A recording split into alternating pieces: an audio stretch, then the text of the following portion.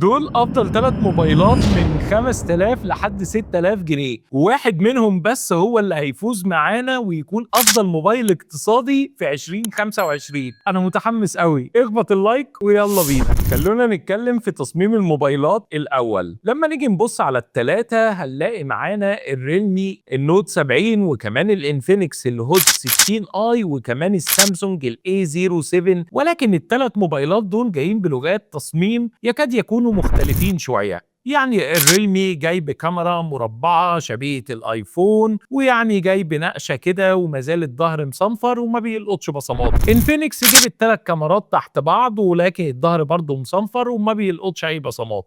اما سامسونج حطت الكاميرتين بتوعها والفلاش بالشكل بتاعها المعتاد، ولكن الظهر بتاعها بيكون جلاسي كده شوية، يعني بيلمع وبيلقط بصمات وممكن يتخربش منك بسهولة جدا. طلع عيني في التصوير حرفيا. ولكن بعيدا عن لغة التصميم، لان هم الثلاثه اصلا يكاد يكون كل واحد بيفضل واحد عن التاني، ولغه التصميم دي انا سايبها لك انت يا صديقي، ولكن في شويه عوامل مشتركه ما بينهم وفي عوامل مختلفه برضو ما بينهم. ولكن في لغه التصميم انا هدي انفينكس نقطه وهدي ريلمي نقطه، ولكن سامسونج مش هديله ولا نقطه لان الظهر بتاعه بيتخربش بسهوله وبيلقط بصمات كتير جدا. الفقره دي بقى هي فقره الاختراعات والمزايا الاضافيه اللي من ناحيه تصميم كل موبايل. الثلاث موبايلات اللي موجودين قدامنا دول خلي بالك ان كل واحد فيهم مختلف عن التاني. يعني وليكن على سبيل المثال الريلمي ما فيهوش اي ميزه اطلاقا غير ان هو محافظ على ال 3.5 ملم جاك،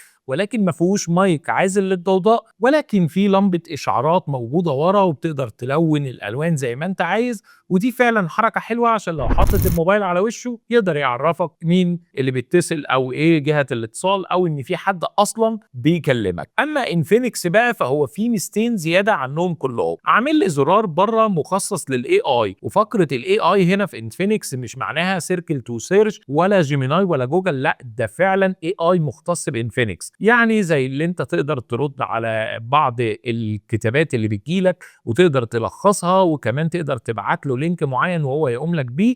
ده الاهم من كل ده بقى وهي فقره الرسم. بتقدر تفتح الانفينكس نوت وترسم فيها وهو بيحولها لك بالاشكال زي ما انت عايز كده وزي ما انت شايف، وكل ده عامل لك زرار مخصص بره للمساعد الصوتي بتاع انفينكس، او تقدر تغيره او تربطه بجوجل زي ما انت عايز. ولكن هنا في جي سيك وده مهم جدا، فدي نقطة تحسب لانفينكس. اما النقطة الثانية وهي ان هو برضو ما فيهوش مايك عازل للضوضاء، ولكن في سماعتين استيريو ودي برضو حاجة كويسة جدا.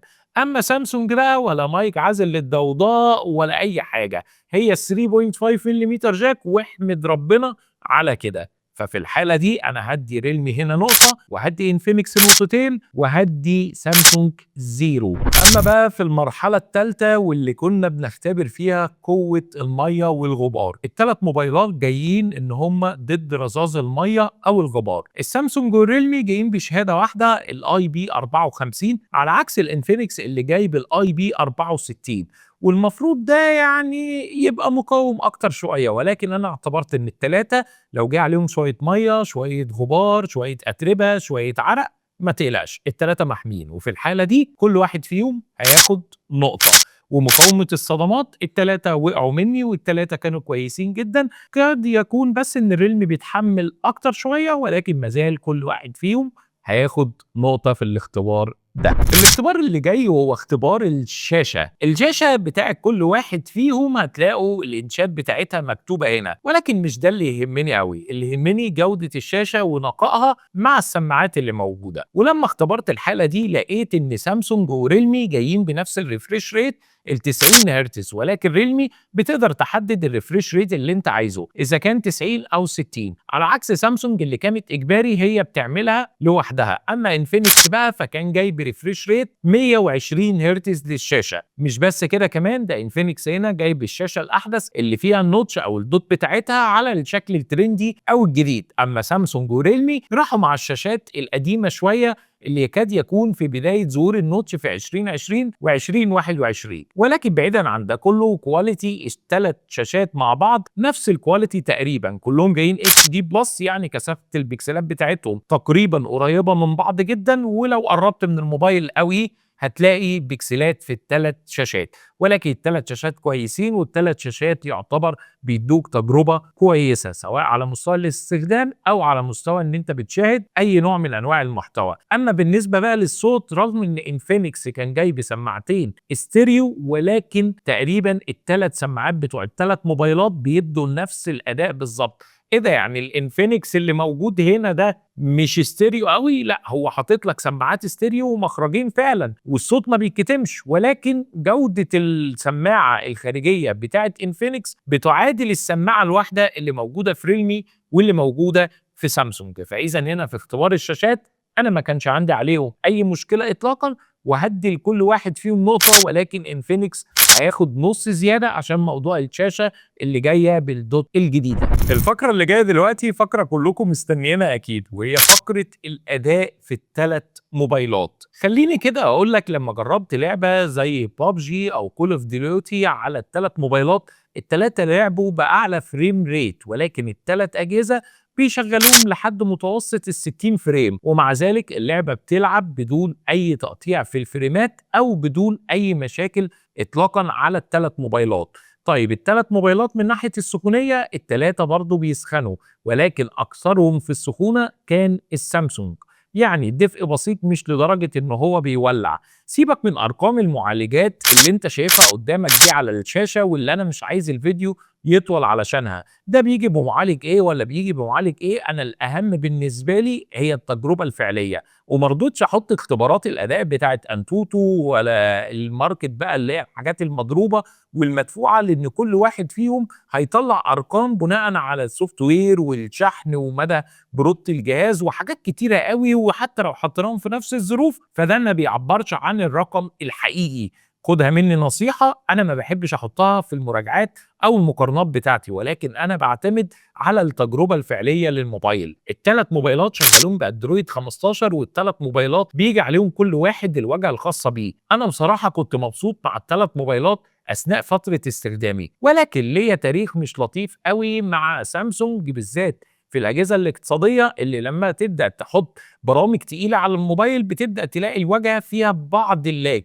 وهنا ده موجود اصلا من اول ما فتحت الموبايل من العلبه. هو الموضوع كله بيمكن في ان الواجهه سلسه، ما عنديش فيها اي مشكله، وسامسونج طورتها عن الاول، ولكن ما زالت الواجهه على موبايل اقتصادي فيها مميزات كتير قوي، لدرجه ان هي مخليه الموبايل من وقت للتاني كده بتحس ان هو بيقف شويه، حتى في فتح التطبيقات الابطا نسبيا. ده مش عشان المعالج بتاعه، ولكن عشان الواجهه نفسها محتاجه تخف اكتر من كده على الموبايلات اللي في الفئه الاقتصاديه. ريلمي كان احسنهم في السوفت وير، مستقر ثابت، بيجيله تحديثات، الواجهه سلسه ولذيذه وبيعمل اللي انت بتقول له عليه. انفينكس كان ما بين الاثنين، الواجهه بتاعته سلسه حلوه محترمه، ولكن من وقت للتاني كده كنت تحس ان في غباء. فالثلاث موبايلات من ناحيه الاداء سواء تصفح او العاب هيدوك اداء ممتاز جدا، ويكاد يكون الثلاثه متقاربين، مش مين فيهم معالج اعلى اطلاقا، مش بتتحسب كده، ولكن الثلاثه بيدوك بيرفورمانس كويس جدا. ولو انت عايز تمشيها نقاط في الفقره دي، فانا هدي ريلمي هنا 1.5، وادي انفينكس نقطه، وادي سامسونج نقطه. وده علشان ريلمي يعتبر كان ستيبل اكتر وكان سلس اكتر، وتحديثاته انا مطمن لها ومطمن للشركه بشكل كبير جدا بصراحه. اللي بيشتري موبايل اقتصادي برضو بيبقى محتاج يكون معاه كاميرا تلحقه وقت ما هو عايز ويسجل بيها اللحظات الحلوه او الحزن، يعني على حسب ما انت عايز اللي موجوده في حياته. علشان كده عملنا اختبارات للكاميرات الخلفيه الثلاثه بتوع الموبايلات. خليني اقول لك، بعيدا عن لغه الارقام، اصل انت مش بتقارن في فئه متوسطه ولا متوسطه عليا ولا فلاج شيب عشان لغه الارقام تفرق معاك قوي. لا، انا من الاخر كده جايب لك النهارده المقارنه دي تجربه فعليه من واقع مستخدم، مش جاي اقول لك ارقام. انت لو عايز ارقام ودخلت على جوجل وكتبت اي مواصفات اي موبايل فيهم، او عندي على الصفحه انا كنت منزل المواصفات بتوع الثلاث موبايلات ومقارنهم، وهسيب لك لينك البوست في اول تعليق، هتعرف تلاقيها بسهوله. ولكن انا بقول لك على الفئه الفعليه او التجربه الفعليه من الثلاث موبايلات.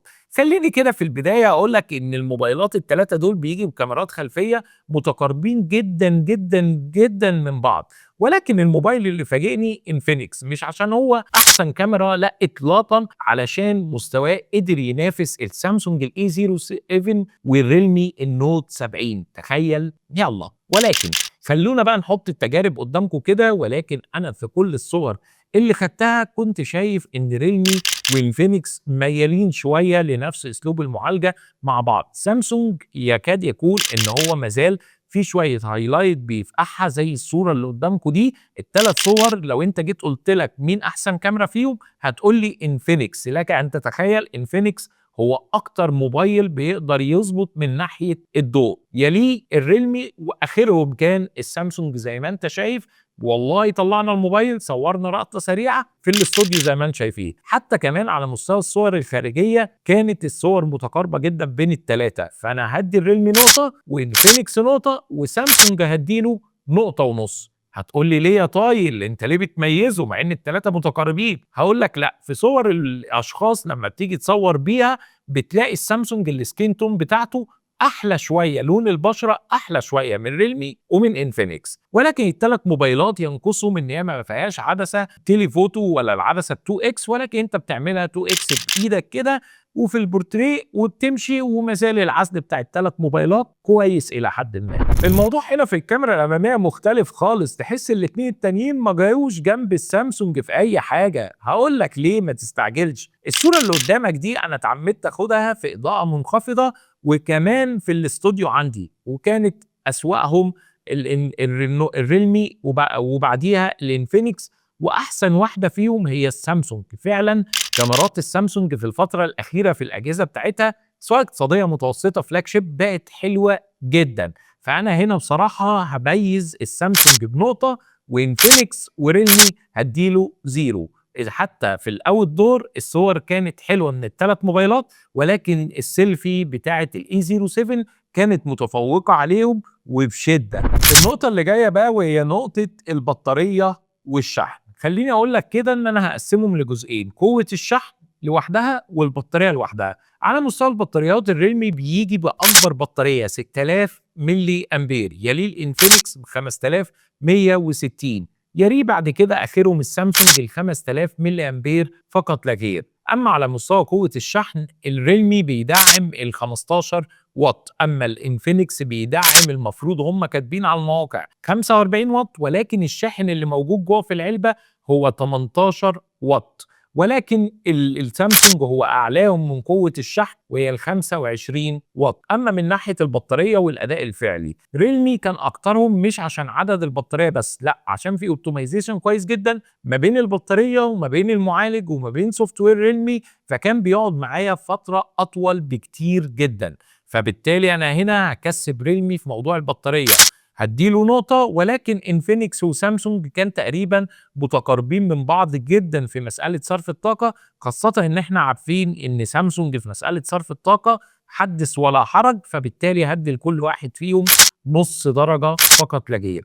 اما بقى من ناحية قوة الشحن فاكيد انا مش محتاج ان انا اقعد اراجع مواقع، انا ليا علاقه باللي موجود جوه في العلبه هو ال 18 واط. هم بيقولوا بيدعم لحد 45 واط، ولكن اثناء تجربتي انا لما شحنت بال 45 لا، الوقت ما فرقش كتير، ودي شكلها كده مش الطف حاجه. فانا خليني في المضمون وهقيم بناء على الانفينكس جاي معاه في العلبه 18 واط فقط لا غير، ولكن اعلاهم هيكون السامسونج وده هياخد نقطه كامله. اما الانفينكس مش هياخد ولا نقطه لانه خسر في موضوع قوه الشحن، وريلمي حدث ولا حرج مش هياخد اي نقطه برضو اطلاقا.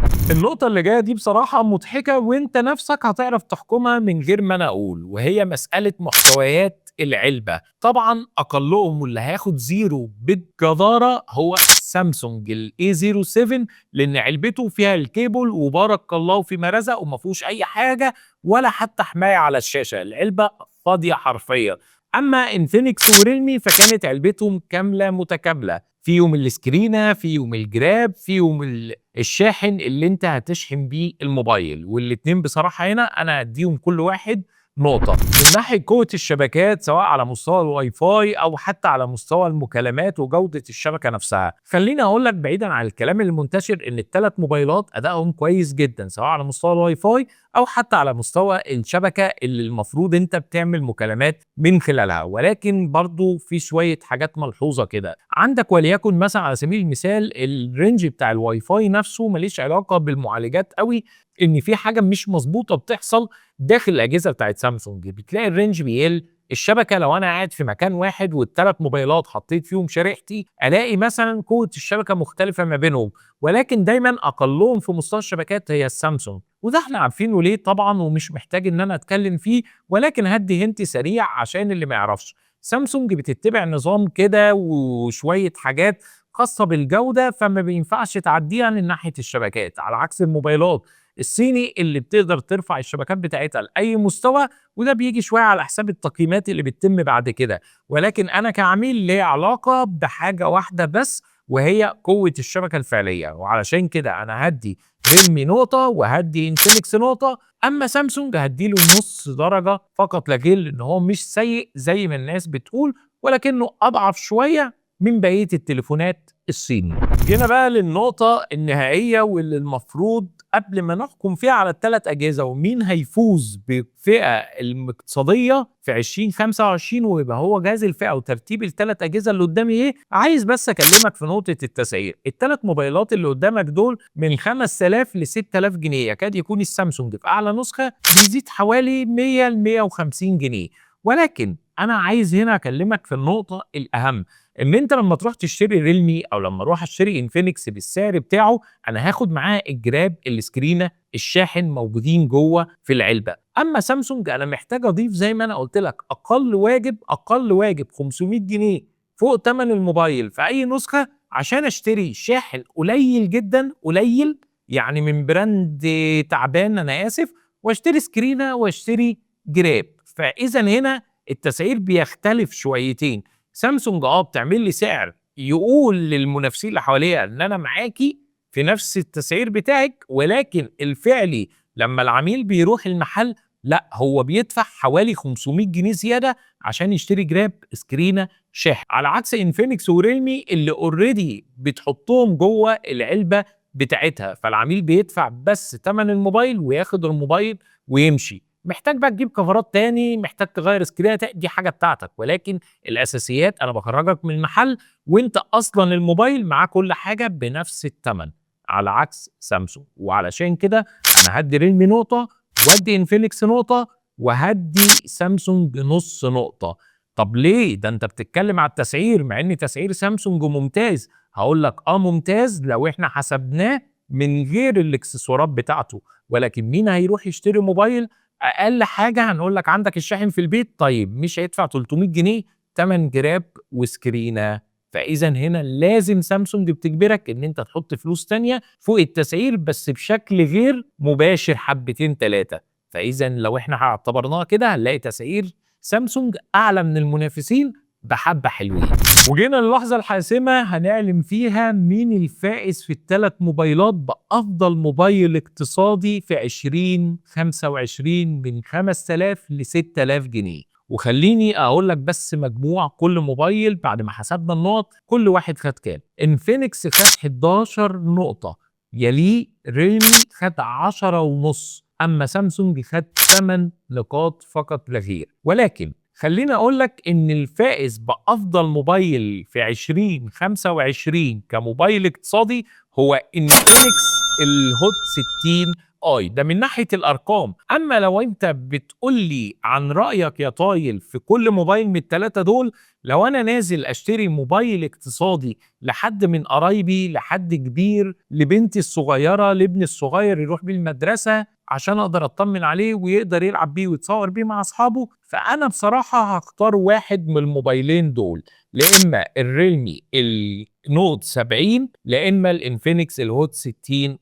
سامسونج هيخرج شويه بره حساباتي. ليه يا طاير؟ ده جاي باعلى معالج على عيني وراسي، ده جاي بسعر كويس جدا على عيني وراسي، ولكن انا قلت لك انا مش بحسبها مجرد سعر بس، انا بضيف معاه الاكسسوارات بلس كمان ان انا ما ببصش للغه الارقام، ده اعلى معالج، لا انا ببص كقوه شبكه على مستوى الواي فاي، على مستوى المكالمات، كقوه سوفت وير، مين اللي هيقعد معايا فتره اطول اقدر استخدمه استخدام فعلي واقدر ان انا اعتمد عليه من غير ما 3 4 5 6 شهور والاقي الموبايل بدا يكون معايا مش مظبوط. ولكن للاسف النقطه دي بلاحظها كتير في السامسونج الاي 07 وكل موبايلات سامسونج الاقتصاديه. موبايلات بداوا يغيروها وبداوا يتواكبوا مع السوق ويحطوا فيها عتاد قوي جدا من ناحيه المعالج، ولكن السوفت وير عندهم مازال كويس جدا وعلى عيني وراسي، وانا بحب واجهه الوان يو اي. ولكن على موبايلات الفئه الاقتصاديه محتاجين ان هم تقريبا